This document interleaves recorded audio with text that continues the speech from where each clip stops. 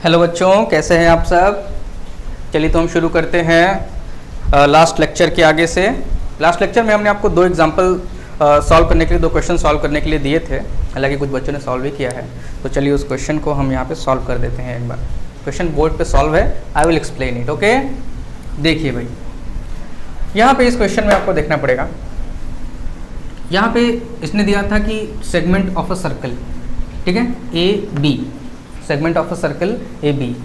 एक यहाँ पे बॉडी ए से स्टार्ट करती है जर्नी और बी तक जाती है। आपको बताना था कि डिस्टेंस क्या है और डिस्प्लेसमेंट क्या है, जबकि ये जो सेगमेंट है वो सेंटर पे 60 डिग्री का एंगल सबटेंड करती है। ठीक है, तो डिस्टेंस और डिस्प्लेसमेंट इन दोनों के लिए ही हमने कैलकुलेशंस कर रखी है। चलिए थोड़ा एक्सप्लेन कर लेते हैं। देखिएगा, सबसे पहले इस एंगल 60 डिग्री को हमको रेडियन में कन्वर्ट करना है। ठीक है, अब रेडियन में कन्वर्ट करने के लिए डायरेक्ट फार्मूला कह लीजिए या थोड़ा सा इसमें कॉन्सेप्ट है, उसको यहाँ पे हम कवर करेंगे। ठीक है, देखिए, अगर कोई बॉडी एक कंप्लीट रिवॉल्यूशन करती है तो कितना एंगल कवर करती है? 2 पाई रेडियन का एंगल कवर करती है। 2 पाई रेडियन कह लीजिए या 360 डिग्री कह लीजिए। ठीक है, बात समझ में आ रही है? तो 360 degree is equal to 2 pi radian होगा कि नहीं होगा? यहाँ तक बात सबको समझ में आ गई। अब जब 360 degree equal to 2 pi radian है तो 1 डिग्री कितना होगा? 2 पाई रेडियन अपॉन 360 रेडियन। मेरी बात समझ में आ रही है? तो 1 degree is equal to 2 pi by 360 radian.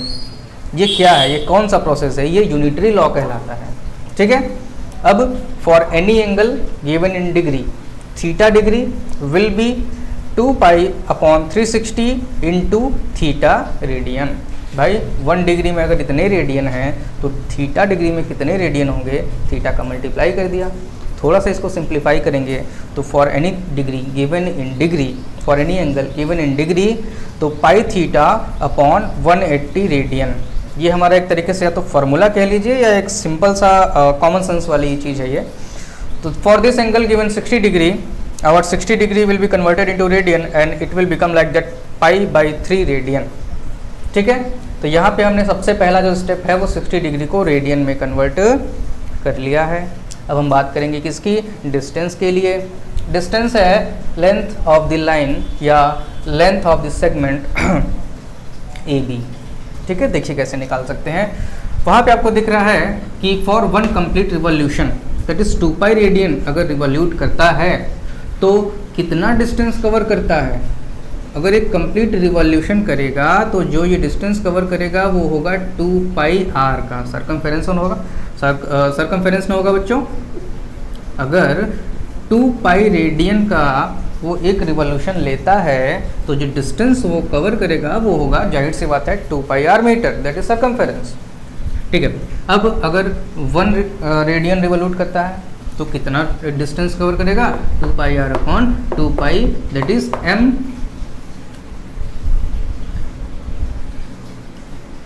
Is equal to R metre. मेरी बात समझ में आ रही है आप लोगों को?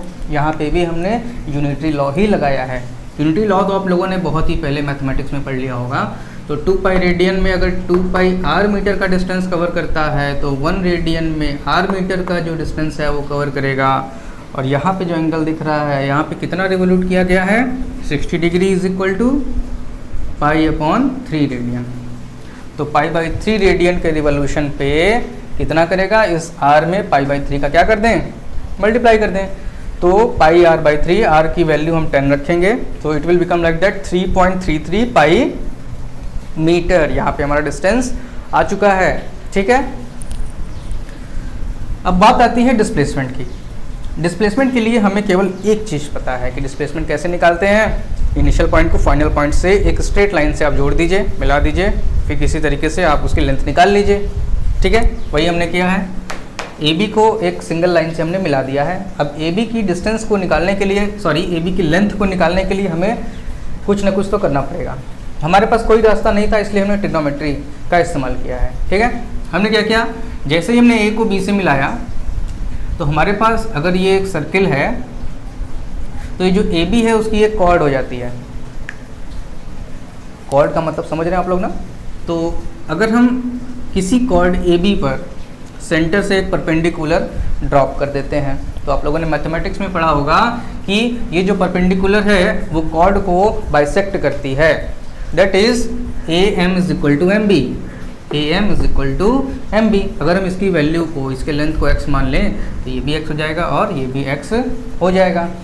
अब देखिएगा, now in the right angle triangle A M O, right angle triangle A M O में देखिएगा, यहाँ पे ए एम क्या है, हमारा परपेंडिकुलर है, एम ओ जो है वो बेस है और ए ओ हाइपोथेनियस है। तो मुझे किन दो साइड से मतलब है, देखिएगा मुझे मतलब है ए एम से जिसको कि मुझे निकालना है, अब मुझे मतलब है ए ओ से जो कि हाइपोथेनियस है जिसकी वैल्यू मुझे मालूम है रेडियस होने की वजह से 10 मीटर। तो मुझे रेशियो लेना पड़ेगा परपेंडिकुलर और हाइपोथेनियस का। इसके लिए हम ट्रिग्नोमेट्री में एक रेशियो है साइन का रेशियो, तो sine 30 degree is equal to हो जाता है, एक चीज़ बता दें आप लोगों को कि ये वाला जो एंगल होगा 30 डिग्री होगा। अब क्यों होगा, क्योंकि ए एम ओ और triangle B M O both are congruence, ठीक है, that is why both this angle are 30 degree. तो यहाँ पे हमने 30 का रेशियो लिया साइन, तो sine 30 is equal to perpendicular upon hypotenuse. Perpendicular की वैल्यू x है, हाइपोथेनियस की वैल्यू 10 है, तो x is equal to 10 sine 30। Sine 30 की जो वैल्यू होती है बेटे वो होती है 1/2, तो ये मिल जाएगा हमारा 5 मीटर, जो कि हमारा हो जाएगा आंसर इस क्वेश्चन में, ठीक है। तो इस क्वेश्चन में हमें डिस्टेंस और डिस्प्लेसमेंट दोनों मिल चुके हैं। क्लियर है बात? स्क्रीनशॉट ले लीजिए, अब हम इसको रब करते हैं।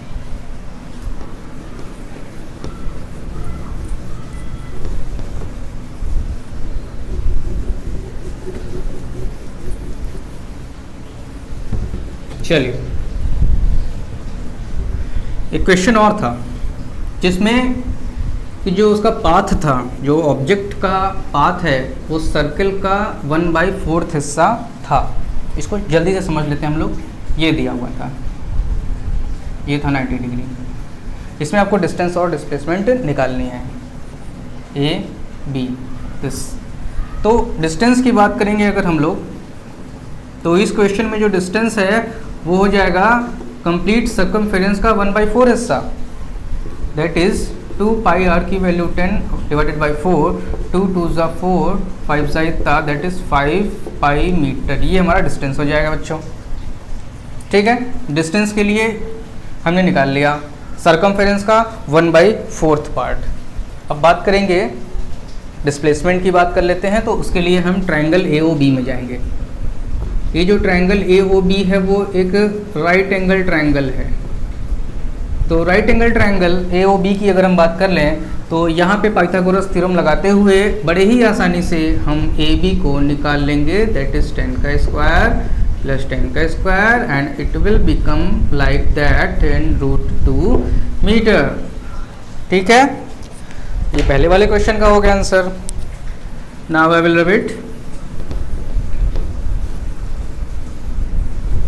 चलिए, कुछ एक दो क्वेश्चन हम आपको और देते हैं करने के लिए, जो कि सिमिलर टू दीज क्वेश्चन होंगे।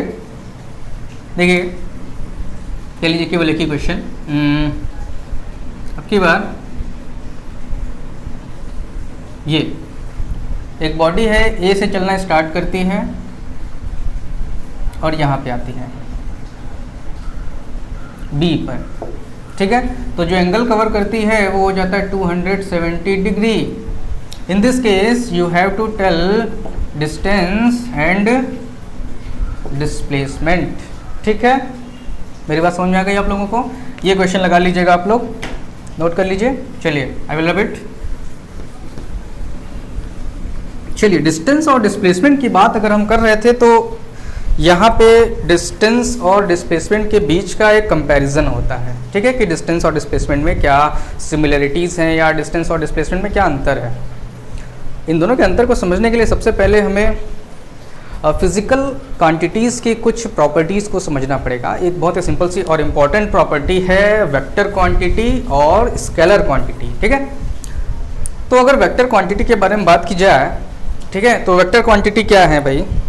अगर हम डेफिनेशन की बात करें तो इस तरीके से होगा कि the physical quantity which needs modulus as well as direction to be express, ठीक है, are known as the vector quantities. मतलब ऐसे फिजिकल क्वांटिटीज जिनको एक्सप्रेस करने के लिए उनकी वैल्यू के साथ साथ डायरेक्शन का भी पता होना ज़रूरी है, उसे हम वेक्टर क्वांटिटी कहते हैं। मतलब ऐसी क्वांटिटीज़ जो पूरी तरीके से एक्सप्रेस होने के लिए अपने वैल्यू के साथ साथ डायरेक्शन की भी मांग करती हैं। अगर हम डायरेक्शन नहीं बताते हैं तो उसकी वैल्यू का कोई मतलब नहीं रहता, ठीक है।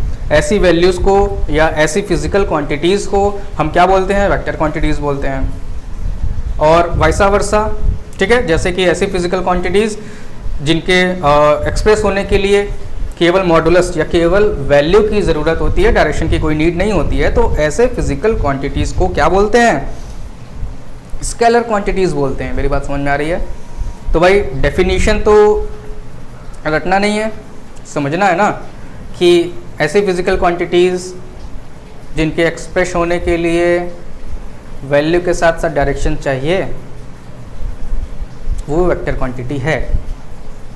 एग्जाम्पल, चलिए हम जरा एक बार पहले वेक्टर क्वांटिटीज़,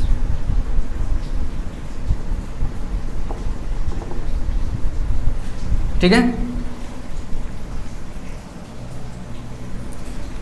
चलिए ठीक है, वेक्टर क्वांटिटीज़ या फिर वेक्टर क्या होते हैं। तो फिजिकल क्वांटिटी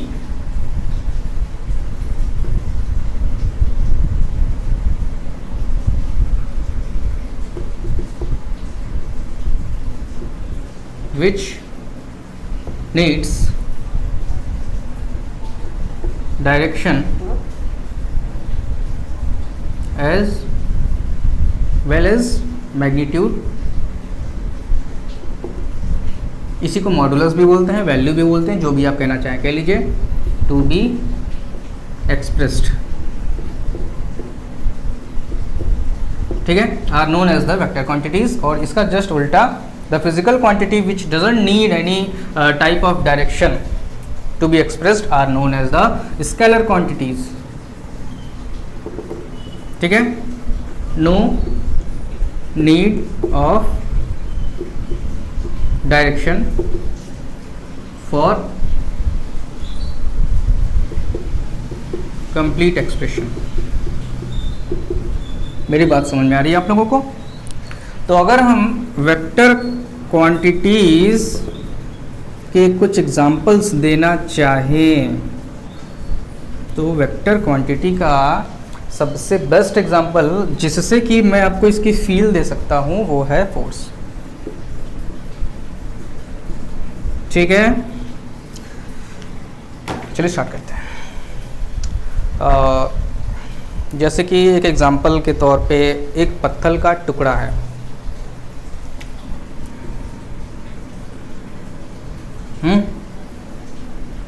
इस टेबल पे रखा हुआ है। एक पर्सन आता है, ठीक है, और मैं बोलता हूँ कि इसको उठाओ, तो पर्सन आकर के इसको उठाने की कोशिश करता है, ठीक है।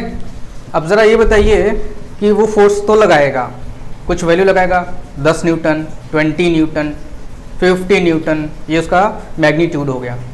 लेकिन ये बताइए कि फोर्स लगाता है तो फोर्स क्या किसी भी डायरेक्शन में लगाता है और ये पत्थर उठ जाता है हवा में, या फोर्स लगाने की एक डेफिनिट डायरेक्शन है?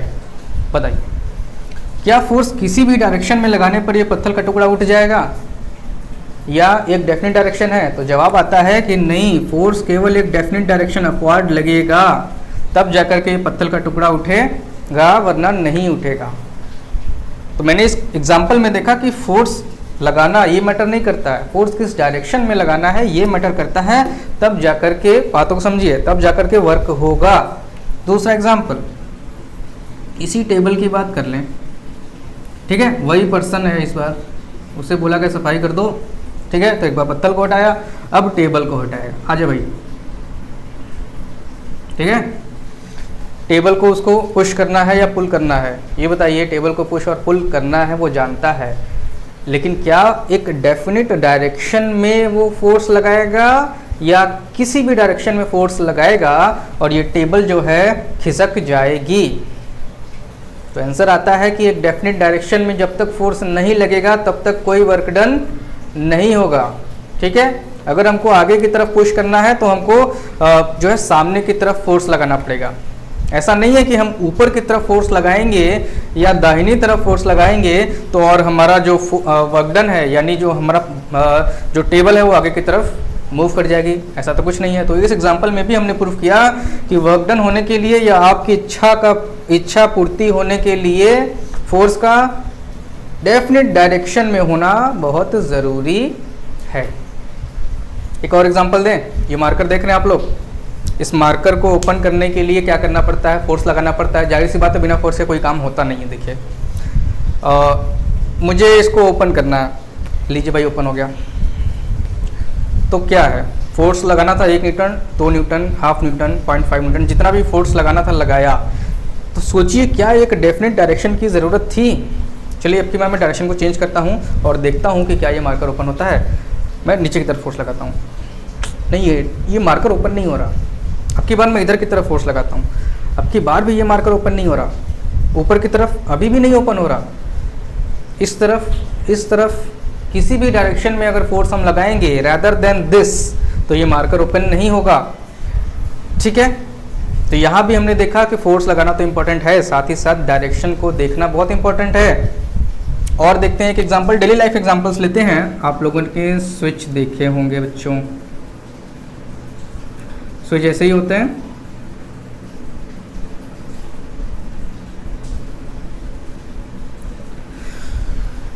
स्विच को ऑन करना है या ऑफ करना है तो हम जा करके ऐसे पुश करते हैं, ऐसे पुश करते हैं तो स्विच ऑन या ऑफ हो जाती है। अगर हम इधर से पुश करेंगे तो क्या स्विच ऑन या ऑफ होगी, या इधर से पुश करेंगे या इधर से पुश करेंगे तो क्या स्विच ऑन या ऑफ होगी, नहीं होगी। आप कितना भी फोर्स लगा दीजिए स्विच टूट जाएगा लेकिन वो ऑन या ऑफ नहीं होगा। जबकि एक छोटा सा फोर्स लगाने पर, लेकिन अगर सही डायरेक्शन में फोर्स लगाया है तो स्विच ऑन या ऑफ हो जाती है।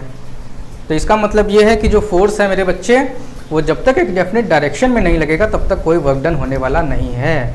ऐसे क्वांटिटीज़ को जो डायरेक्शन को भी इन्वॉल्व करते हैं अपने पूरे के पूरे एक्सप्रेशन के लिए, काम होने के लिए, वर्क होने के लिए, the physical quantities which needs direction as well as their magnitude are known as the vector quantities. मेरी बात समझ में आ रही है?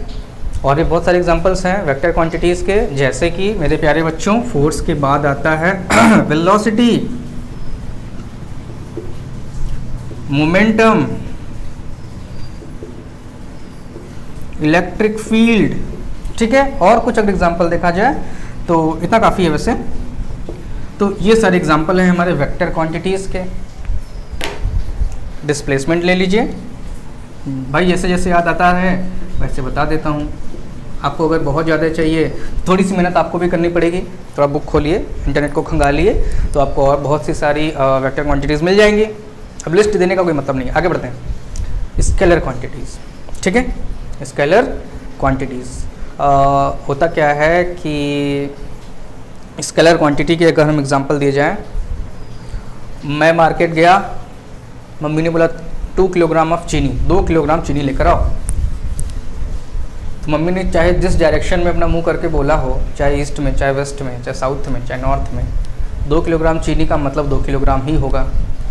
मैं गया शॉपकीपर के पास, मैंने बोला 2 किलोग्राम चीनी ईस्ट डायरेक्शन वाला दो, तो शॉपकीपर भी एकदम कंफ्यूज हो जाएगा कि यार ये चीनी मांग रहा है या क्या मांग रहा है। तो इसका मतलब ये है कि जो मास है, ठीक है, ये जो मास है उसमें डायरेक्शन से कोई लेना और देना नहीं है।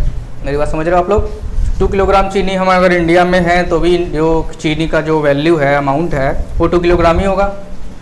अमेरिका में चला जाएंगे, हम लोग कहीं भी चले जाएंगे, मेरे कहने का मतलब, तो 2 किलोग्राम चीनी में जो अमाउंट होगा वो 2 किलोग्राम ही होगा। डायरेक्शन से कोई लेने देना नहीं है इसमें। अब बात कर लेते हैं टेम्परेचर की। बुखार हो गया है, अगर मैं ईस्ट के डायरेक्शन में थर्मामीटर लगाता हूँ तो 102 डिग्री दिखाता है। वेस्ट की डायरेक्शन में अगर मैं थर्मामीटर से चेक करता हूँ तो 98 डिग्री दिखाता है। क्या ऐसा होता है क्या? तो temperature is same in all direction ना। Temperature doesn't need any direction to be expressed, so temperature is also a scalar quantities. There are many quantities which are known as scalar quantities and doesn't need any type of direction. ठीक है, आप लोग देखिएगा, मिलेंगे आपको बहुत सारी scalar quantities. सोचिएगा कि क्या इसके एक्सप्रेस होने के लिए डायरेक्शन की ज़रूरत है, आप लोगों को भली भांति समझ में आ जाएगा। अब हमको स्केलर क्वांटिटी और वेक्टर क्वांटिटी समझ में आ गया है ना। अब आइए हम पढ़ते हैं डिफरेंस या यूँ कह ले सिमिलरिटीज़ या difference between distance and displacement. मिटा देता हूँ इसको। कॉपी और पेन लेकर बच्चों मेरे बैठिए, और जो मैं चीज़ें लिख रहा हूँ वो तो आप लोगों को कॉपी में लिखना ही है, साथ ही साथ उन बातों पर भी ध्यान दीजिए जो मुंह से बोल रहा हूँ, ठीक है, वो बहुत ज़रूरी है। देखिएगा, तो बात कर लेते हैं डिस्टेंस और डिस्प्लेसमेंट के बीच एक कंपैरिजन करने जा रहे हैं। तो जाहिर सी बात है पहले एक चार्ट बनाना पड़ेगा हमको। आइए, बहुत ही छोटा कंपैरिजन है लेकिन बहुत इंपॉर्टेंट है। यहाँ पे हम लिखते हैं डिस्टेंस, यहाँ पे हम लिखते हैं डिस्प्लेसमेंट। मेरी बात समझ में आ रही है आप लोगों को? देखिएगा,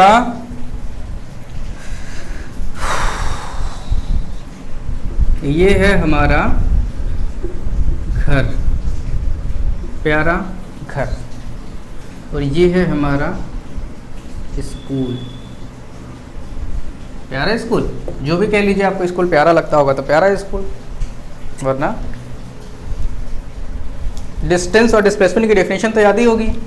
अब देखो, घर से कुछ लोग बच्चा क्या होता है, जो बच्चे होते हैं, कुछ बच्चे घर से निकलते हैं और सीधे स्कूल को जाते हैं। कुछ बच्चे घर से निकलते हैं, इस वाली गली में घुस गए, फ्रेंड के यहाँ गए, चल भाई स्कूल का टाइम हो गया, फिर कहेगा चल थोड़ा सा इधर रुकते हैं, दूसरे फ्रेंड के यहाँ जाते हैं, फिर इस वाली गली से घूम करके स्कूल पहुँच जाएंगे, ठीक है। कुछ बच्चे जो होते हैं वो रोड पे पहले आते हैं, बस का इंतज़ार करते हैं, फिर जो है बस आगे निकल जाती है, उधर से घूम के बच्चों को लेती हुई यहाँ से स्कूल आ जाती है। कुछ बच्चे हैं ऐसे गए, मतलब स्कूल से, घर से बेटे स्कूल पहुँचने के बहुत सारे रास्ते हैं। मेरी बात ध्यान से सुनिएगा, घर से स्कूल पहुँचने के बहुत सारे रास्ते हैं।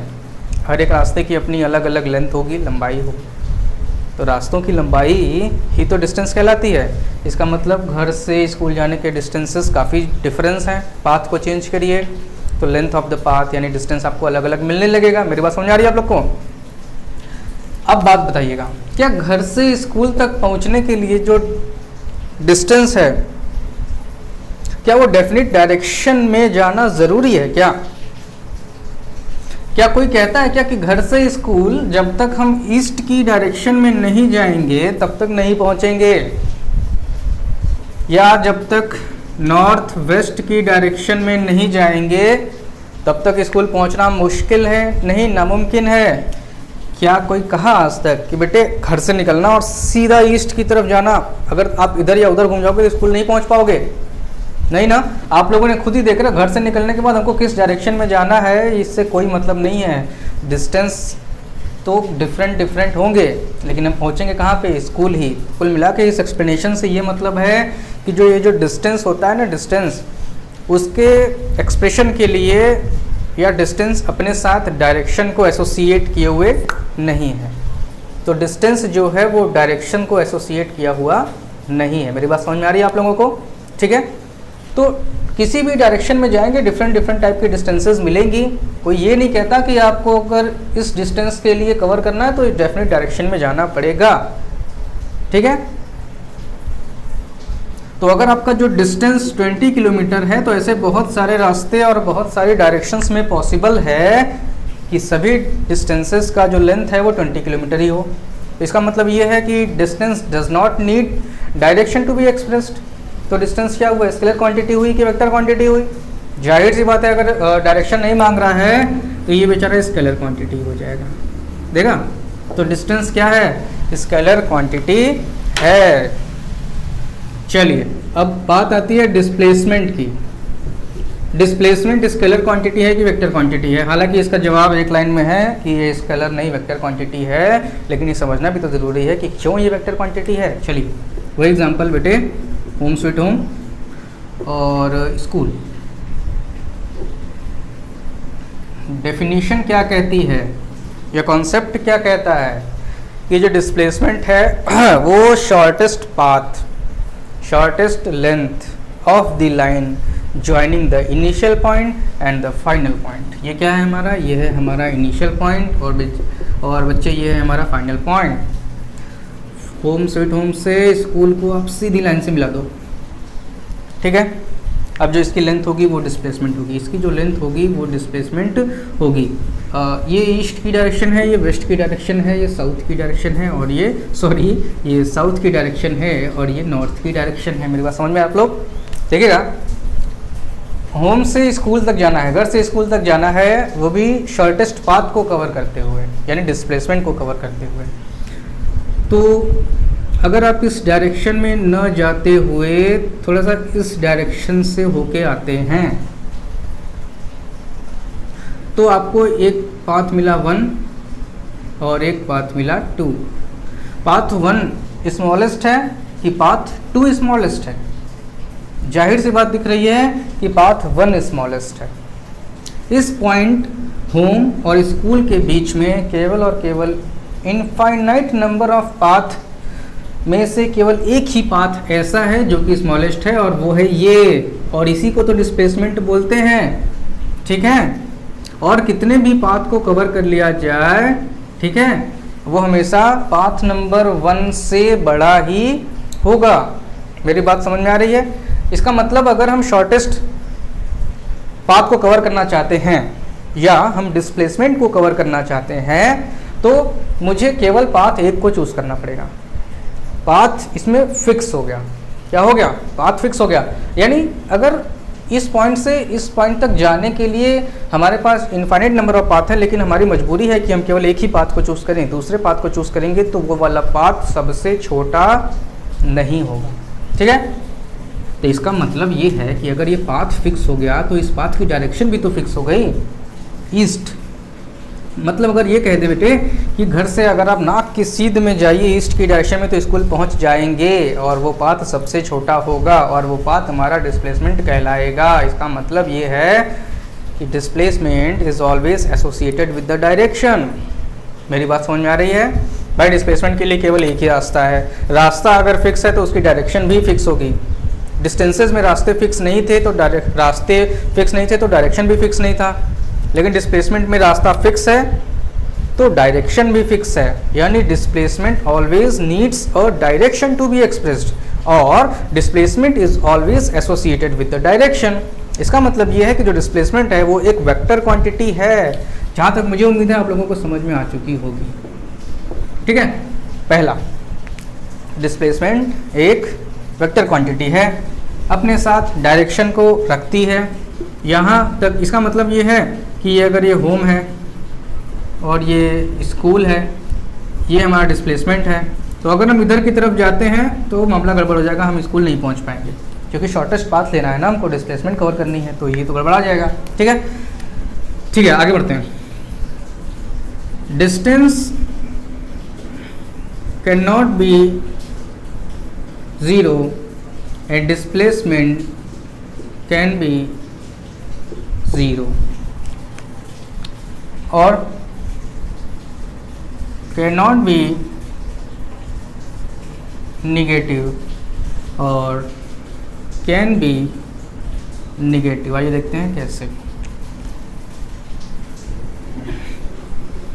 डिस्प्लेसमेंट होती है इनिशियल पॉइंट और फाइनल पॉइंट के बीच का स्मॉलेस्ट डिस्टेंस। ये बंदा घूम घाम के वापस यहीं पे आ गया, ए से स्टार्ट किया, मतलब ये उसका इनिशियल पॉइंट है और यही उसका फाइनल पॉइंट भी है। एक पर्सन है, उसने यहाँ से स्टार्ट किया, दिन भर की जर्नी किया, वहाँ पे आ गया। तो no displacement covered by the body because initial point and final point are same, there are no perpendicular distances, there is no any type of distance between the initial point and the final point, so displacement is equal to zero. तो यहाँ पे displacement क्या है, zero proof हो गया कि नहीं। एक और एग्जांपल है कि अगर सर्कुलर पाथ करता हुआ कोई बॉडी है, जहाँ से स्टार्ट किया अगर वहीं पे वो आ जाता है, ठीक है, तो डिस्प्लेसमेंट हमारी ज़ीरो दिखती है। लेकिन डिस्टेंस क्या है भाई, लेंथ ऑफ द पाथ। इस पूरे लेंथ को, इस पूरे पाथ के लेंथ को आपको मेज़र करना पड़ेगा, ठीक है। और कोई एग्जांपल है, जैसे मेट्रो ट्रेन्स होती हैं, वो दिन भर दौड़ती रहती हैं लेकिन अंत में अपने उसी स्टेशन पे आके रुक जाती हैं, तो displacement of all the metro trains is 0 but the distances covered by them is large. मेरी बात समझ आ रही है? आगे बढ़ते हैं। अब हम जीरो और अब हम निगेटिव और पॉजिटिव का सारा फिनोमेना समझ लें। चलिए देखते हैं क्या है। ये एक रेस ट्रैक है, क्या है, और यहाँ पे इस रेस ट्रैक में ये विनिंग पॉइंट है, ठीक है। यहाँ पे एक आदमी, दो आदमी, तीन आदमी दौड़ना स्टार्ट करते हैं, तो दो आदमी सीधे जाते हैं, एक आदमी पीछे की ओर चला जाता है। तो ये जो पीछे की तरफ गया, अगर इसको 0 माने, इसको प्लस माने, तो इसको नेगेटिव मानना पड़ेगा। क्यों मानना पड़ेगा? क्योंकि ये जो भाग रहा है ना, वो आपकी जो डायरेक्शन रिक्वायर्ड है उसके अपोजिट भाग रहा है, opposite to required direction, opposite to required direction. और direction is always associated with the direction, displacement is always associated with the direction. हमें डिस्प्लेसमेंट चाहिए थी इस डायरेक्शन में और इस वाले बंदे ने इस डायरेक्शन में डिस्प्लेसमेंट दे दी, तो हमने कहा ऐसा है कि तुम्हारी जो डायरेक्शन है ना, जो तुम्हारा डिस्प्लेसमेंट है वो निगेटिव है, क्योंकि तुम अपोजिट भागे हो तुम, ठीक है। बाकी लोग इधर भागे हैं। तो ये डिस्टेंस कितना कवर किया? इतना कवर किया। इन्होंने भी इतना डिस्टेंस कवर किया, लेकिन डिस्प्लेसमेंट की बात करेंगे तो इन्होंने +x कवर किया, इन्होंने -y कवर किया। मेरी बात समझ में आ गई? तो यहाँ पे हमने देखा distance can not be negative because length can not be negative and the displacement can be negative as like this example.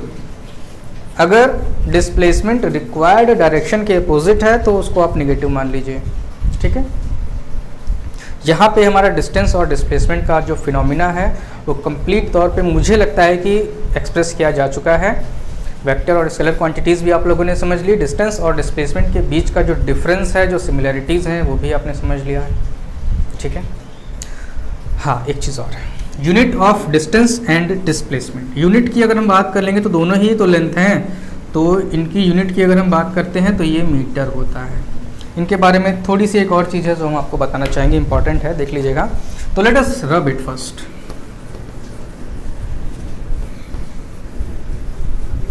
चलिए, SI यूनिट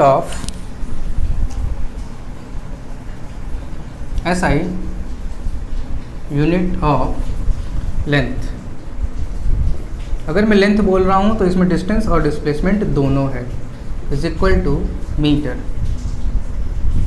मेरी बात समझ में आ गई? आगे बढ़ते हैं। यूनिट ऑफ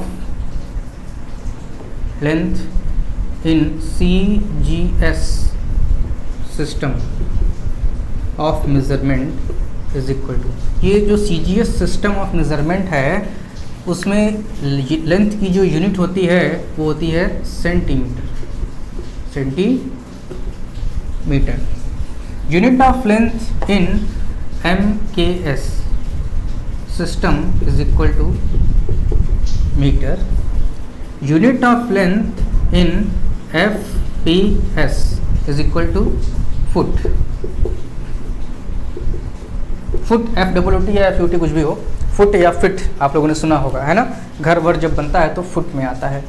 तो ये तीन चीज़ें होंगी। देखिएगा, ये सब डिफरेंट कंट्रीज़ में डिफरेंट टाइप के सिस्टम यूज़ किए जाते हैं, डिफरेंट कंट्रीज़ में डिफरेंट टाइप के सिस्टम यूज़ की जाती हैं।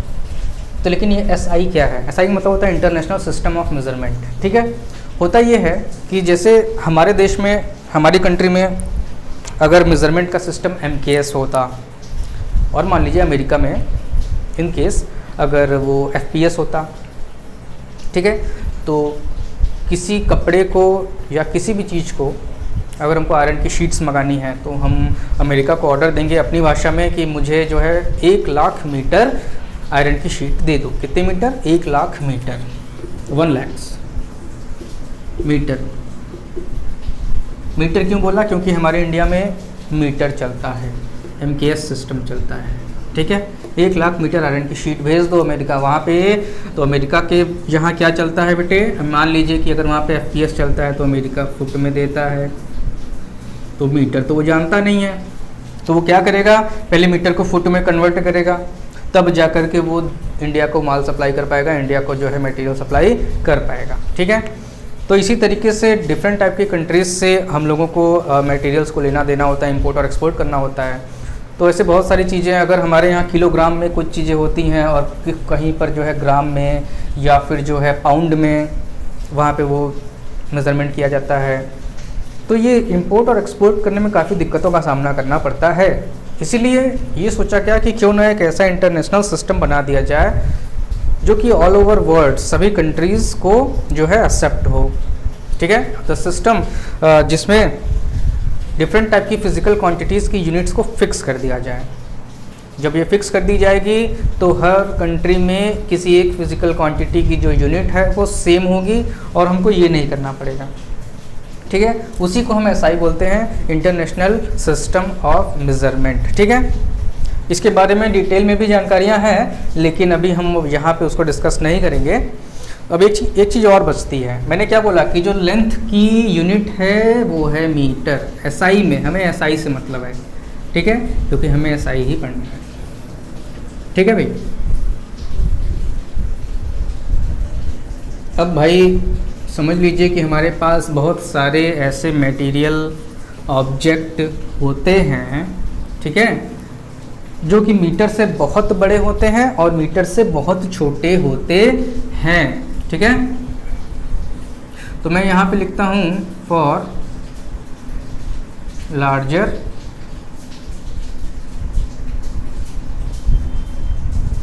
मेजरमेंट, और यहाँ पे मैं लिखता हूँ for smaller measurement.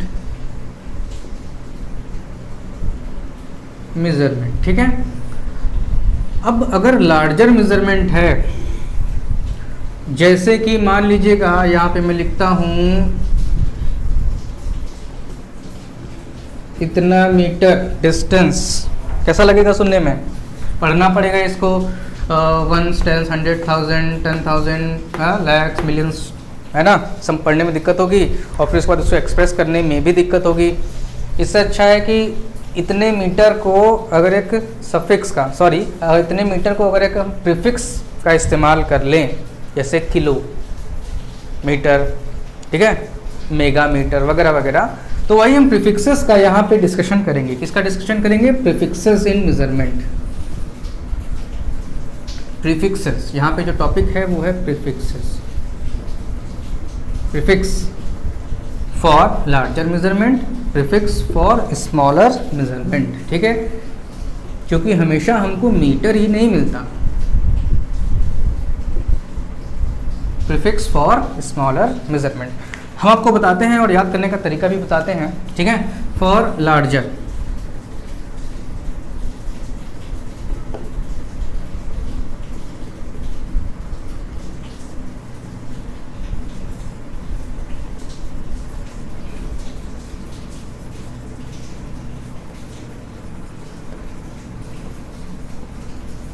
Deka, hecto, kilo, mega, giga, tera, peta, exa. और यहाँ पे क्या है? Deci, centi, milli, micro, nano, pico, femto, atto. Deci, centi, milli, micro, nano, pico, femto, atto. देखिए, इस पूरे सीरीज़ को तो आपको एनी हाउ किसी भी तरीके से बाय हुक और बाय क्रुक लर्न करना पड़ेगा। कैसे?